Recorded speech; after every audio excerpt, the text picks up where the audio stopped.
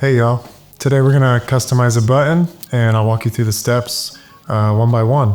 So the supplies you're gonna need for this are a seam ripper, thread, needle, and scissors.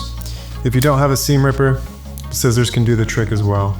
Because I'm customizing this short coat I've had for maybe 5 or 6 years now, I actually don't need to replace a button, so I don't have an extra button. If you're looking to replace one, you need to find a button as well, which you can find more in our magazine, How To. Today, I'm just gonna customize this button thread here. We're gonna change the color out, add a little color pop. So the first step is removing the button. So we'll take the seam ripper, going between the button and the shirt, and start to tear the thread. Be careful not to tear the shirt material, and when the button comes free, you can just set that aside. Then you're gonna tend back to your shirt and start to carefully pull out the remaining thread items. You might need to use a pair of scissors or the seam ripper again if there are some other knots happening. If the area is not clear where you have removed the button, be sure to mark it with a pin or another item so that you can stay accurate when you go to replace the button again. Now we will thread the needle and begin to apply the new thread color. So we'll set our scissors aside, seam ripper aside. Take our thread out. I like to leave it on the spool just for some weight to keep it in place. And typically thread will start to fray on the edge. So the first thing I will do is trim the end so it gets nice and tight and fresh.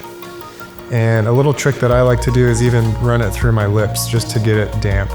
That way it retains its shape, stays tight, and is easier to thread through the needle. Next, in your non-dominant hand, hold the needle, and with the thread in your dominant hand, I like to rest my fingers on the other hand here, again for a little more stability. Just poke your needle, or excuse me, your thread through the needle, and from the other side, pull through. So hold the two lines of thread, roughly about 12 inches or so, 24 inches total of thread. Trim that with your scissors. And then be careful of your needle floating. Hold the two edges of the thread together and tie a knot. By grabbing the end, rotate around to form a loop and bring those leading edges back through on itself. And you might want to try to tie 2 or 3 knots in the same position. That way the knot becomes bigger and is more difficult to pull through the shirt. It's okay to take your time, be patient. This is a great activity to do on the couch while you're watching a game or even at the table during breakfast. So now take your button, your needle, and your thread. This is now tight and ready for threading. The button you can leave aside from now because your first starting point is really just figuring out that accurate location again. You're gonna start from the back side of the material and push through, pulling it to the outside. So we'll identify that starting point, put the needle through, and gently tug so the thread equally comes to the top. Make sure that knot is nice and tight in the back. Next, we will string the button down the thread. Give a quick secondary look to make sure that that button is sitting accurate and aligned to the other buttons. And hold that in place and string back down through the opposing hole, holding the button and the shirt together. And again, gently start to tug that thread through so it stays even.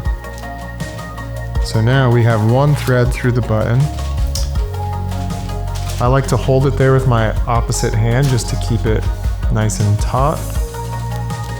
Now we will go back through towards the top and I am alternating buttonholes now. So coming up through the other one, the opposite one side. And be sure to look at what style the thread is being kind of laced through the button. So this one, the rest of the shirt has 2 vertical lines, creating a up and down equal sign. So I want to follow that pattern so this stays equal to that. When I get back up, maybe after 2 times around the button, it's somewhat connected to the shirt now. So after we go down through the button this last time, I'm not going to go into the shirt yet. I'm going to push through the button, and then I'm going to pull that through just over the button. And what you want to do is wrap around that center thread that is between the shirt and the button. Do that just a few times. What this does is allow a space and a gap for the material thickness for when you actually button the shirt back in. If you sew the button too tight to the shirt, another material will not be able to fit under it, and it'll be hard to button your shirt back up. Then you want to poke it through again to that back side to finish your original stitch. And you're basically just going to go up and down, alternating between the holes about 8 to 10 times. And that allows a nice, sturdy hold that will be durable over a long period of time and keep that button in place. Now, with a little bit of that thread left, you're going to want to finish this assembly on the back side of your shirt.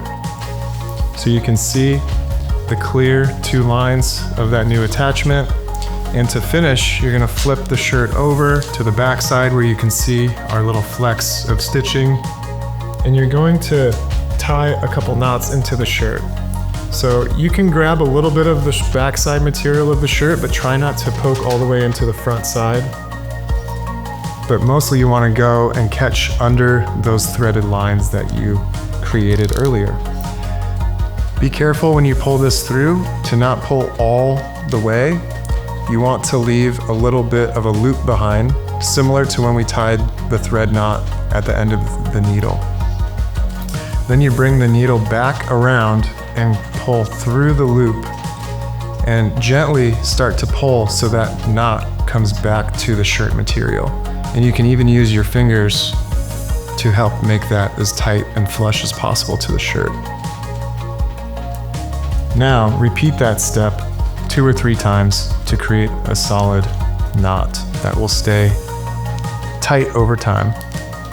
All right, there's the final knot. You'll then take your scissors, trim a couple millimeters away from the shirt so that the excess thread will not start to unravel and come undone. All right, now we will button this up. And we have a nice color pop on our button now.